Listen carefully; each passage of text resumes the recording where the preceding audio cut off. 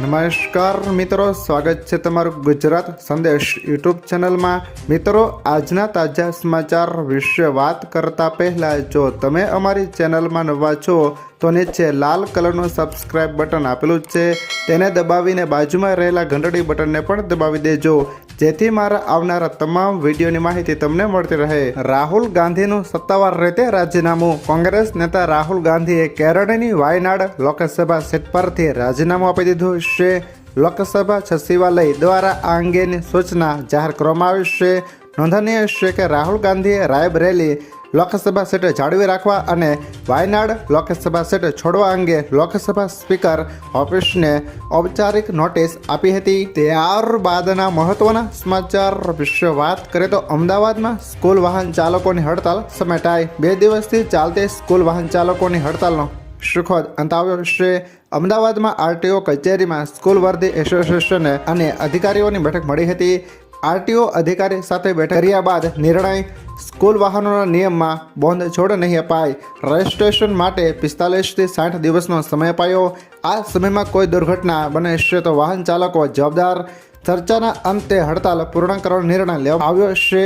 આ સમાચારથી વાલીઓને મોટી રાહત મળે છે। ત્યારબાદના મહત્વના સમાચાર વિશે વાત કરીએ તો હવામાન નિષ્ણાંત અંબાલાલ પટેલની આગાહી। હવામાન નિષ્ણાંત અંબાલાલ પટેલનું અનુમાન, સક્રિય ચોમાસાના આગળ વધવાના સંજોગો ઉજળા। આજથી જ ઘણા ભાગોમાં વરસાદ થશે। અમદાવાદ, ગાંધીનગરમાં આજે વરસાદ થઈ શકે છે। હાલ ચોમાસું વરસાદ ઘણા ભાગોમાં થશે। 20મીથી ઉત્તર ભારતમાં હીટવેવ સમાપ્ત થશે। 20મી બાદ ગુજરાતમાં પવનની ગતિ વધુ રહેશે। 20મીથી 28 જૂન સુધીમાં ચોમાસું નિરંતર, નાની નદીઓમાં પૂર આવશે। ત્યારબાદના મહત્વના સમાચાર વિશે વાત કરીએ તો મત ન આપે તેમના કામ નહીં। લોકસભા ચૂંટણીના પરિણામો બાદ ભાજપમાં ઠેર ઠેર જૂથબંધી જોવા મળી રહી છે। વડોદરામાં ફરી ભાજપના જ 2 નેતાઓએ સામસામે નિવેદન આપ્યા છે। વડોદરા શહેર ભાજપ પ્રમુખ વિજય શાહે નિવેદન આપ્યું હતું કે જેમણે વોટ આપ્યો છે તેનો જ વિકાસ કરવો। તેમણે કહ્યું હતું કે અમુક જ પ્રકારના બૂથમાંથી ભાજપને મત મળે છે, એવા વિસ્તારોમાં આપણા બજેટના ન વપરાય જાય, મત મળતા નથી।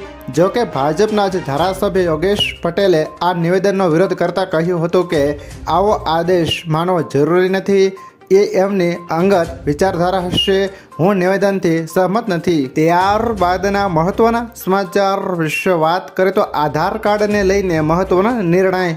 UIDAI મફત આધાર કાર્ડ અપડેટ કરવાની સમયમર્યાદા 3 મહિના સુધી લંબાવી દીધી છે। હવે તમે 14 સપ્ટેમ્બર સુધી તમારો આધાર કાર્ડ ફ્રીમાં અપડેટ કરાવી શકો છો। અગાઉ તેની છેલ્લી તારીખ 14 જૂન હતી, પરંતુ હવે તેને 3 મહિના લંબાવી દેવામાં આવી છે। ત્યારબાદ આધાર કાર્ડ અપડેટ કરાવવા માટે ચાર્જ ચૂકવવો પડશે। 10 વર્ષમાં જેમણે એકવાર પણ આધાર કાર્ડ અપડેટ નથી કર્યું તેમના માટે આ પહેલ કરવામાં આવી છે। ત્યારબાદના મહત્વના સમાચાર વિશે વાત કરીએ તો વીજળીના કડાકા ભડાકા સાથે વરસાદ। ચોમાસાના આગમન બાદ હવે રાજ્યમાં 7 દિવસ ભારે વરસાદી માહોલ જોવા મળશે। આગામી 7 દિવસ ભારે વરસાદની આગાહી કરવામાં આવી છે। વીજળીના કડાકા ભડાકા સાથે કેટલાક જિલ્લાઓમાં ભારે વરસાદ થશે, જેમાં દક્ષિણ ગુજરાતમાં ભારે વરસાદની આગાહી કરવામાં આવી છે। મધ્ય ગુજરાત અને સૌરાષ્ટ્રમાં પણ વરસાદની આગાહી છે। ઉત્તર ગુજરાતના અમુક જિલ્લાઓમાં મેઘરાજાનું આગમન થઈ શકે છે। રાજસ્થાનમાં સાયક્લોનિક સર્ક્યુલેશન સક્રિય થયું છે, જેની અસર ગુજરાતમાં પણ થશે। ત્યારબાદના મહત્વના સમાચાર વિશે વાત કરીએ તો NDAના લોકો અમારા સંપર્કમાં છે। રાહુલ ગાંધીનો મોટો દાવો। કોંગ્રેસ નેતા રાહુલ ગાંધીએ દાવો કર્યો છે કે નરેન્દ્ર મોદીના નેતૃત્વની NDAની સરકારને ટકી રહેવા માટે ઘણો સંઘર્ષ કરવો પડે છે। નાની અમથી ગડબડ થશે એટલે તરત સરકાર પડી જશે। રાહુલે એક ઇન્ટરવ્યૂમાં કહ્યું કે NDAમાં ઘણા લોકો નરેન્દ્ર મોદીથી અસંતુષ્ટ છે, જે ઇન્ડિયા ગઠબંધનના સંપર્કમાં છે। ખાસ કરીને NDAના પ્રાદેશિક પક્ષો નાખુશ છે।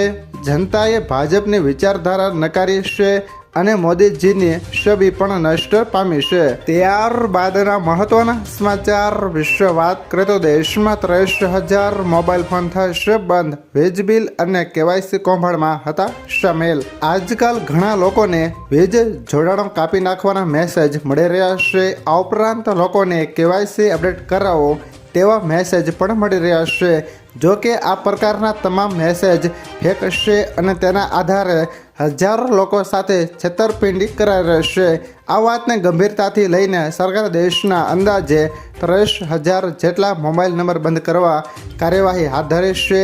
આ માટે તમે પણ ચક્ષુ પોર્ટલ પર ઓનલાઈન ફરિયાદ કરી શકો છો। એટલું જ નહીં, તમે આ સાઇટ પર કોઈ પણ સંભવિત છેતરપિંડી કે કૌભાંડ આચરતા મોબાઈલ નંબરોની પણ જાણ કરી શકો છો।